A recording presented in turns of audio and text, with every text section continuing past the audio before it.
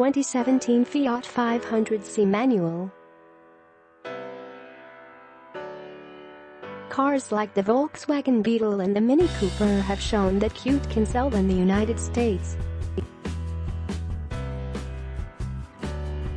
But it hasn't quite worked as well for Fiat's adorable retromobile, the 500. The little Cinquecento never really took off sales-wise on our shores since its return for the 2012 model year. Be it because of low gas prices, its diminutive size, or brand perception.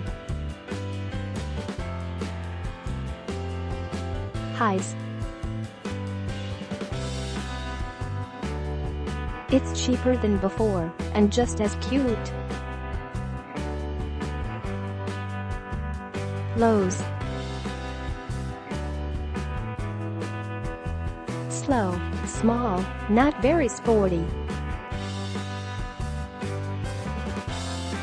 Fiat's latest effort to drum up some showroom traffic is a good old-fashioned price cut. The 500 itself hasn't changed much for 2017, but its MSRPs have. Base prices for the coupe models dropped by a significant $2,000, putting the car's entry point just under the $16,000 threshold, where bargain. Basement offerings such as the Mitsubishi Mirage reside. The Fiat sticker can still rise above $20K as you add options.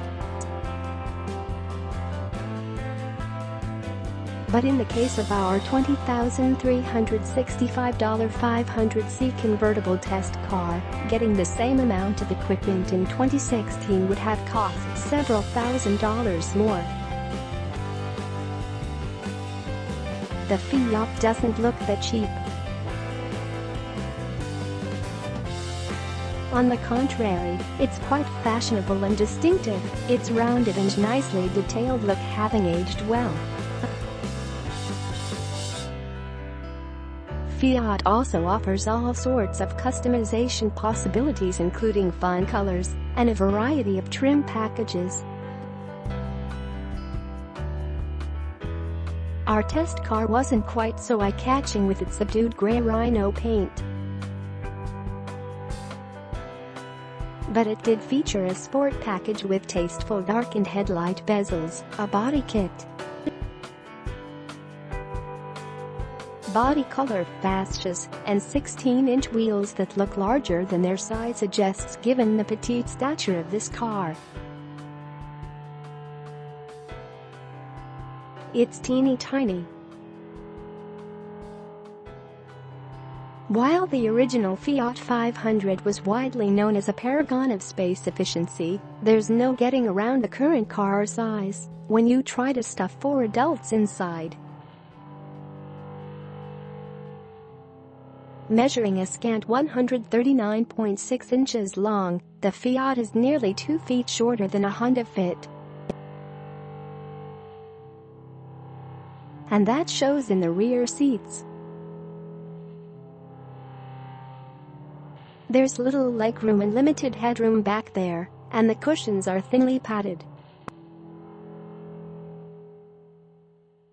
The front seats provide a more spacious feel, and the 500c's power retractable canvas roof takes that airiness to an even higher level. It has 3 primary positions: closed, halfway open for a sunroof-like aperture, and fully retracted back to the trunk lid.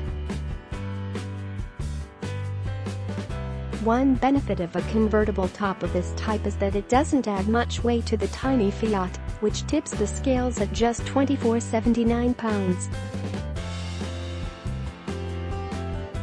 There is a slight loss in structural integrity, as we noticed a bit of cowl shake and some rattles.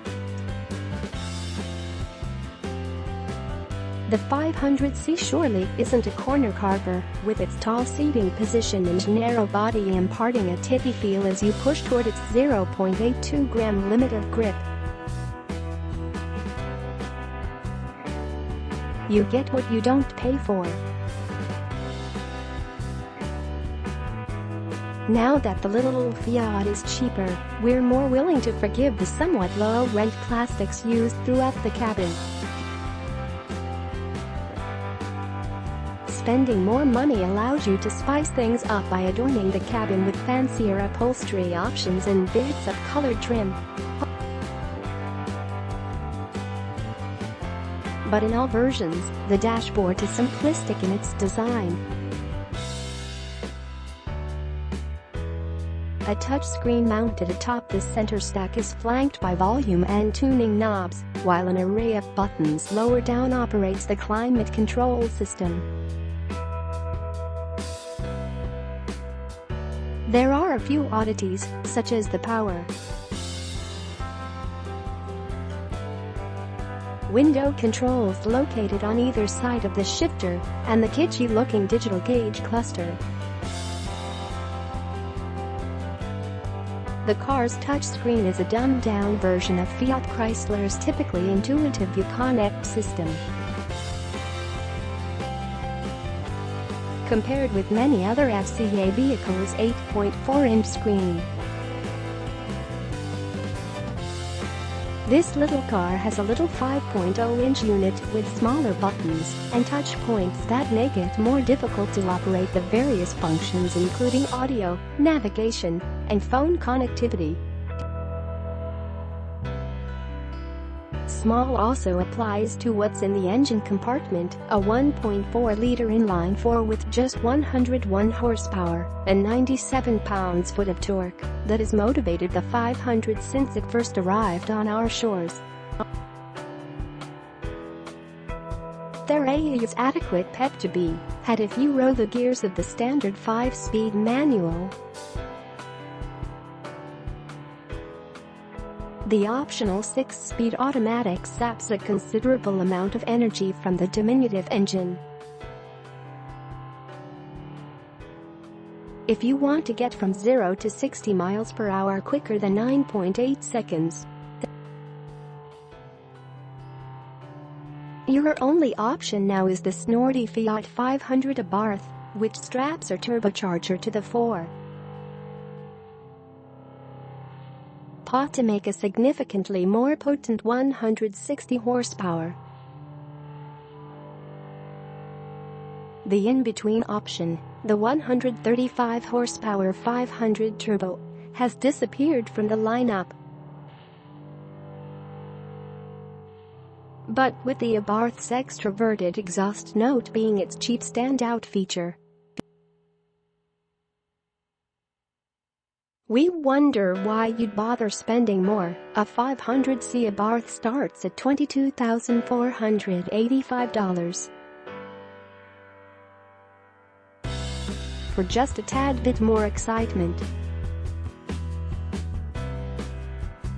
better to keep it simple and stick to the 500's best attributes: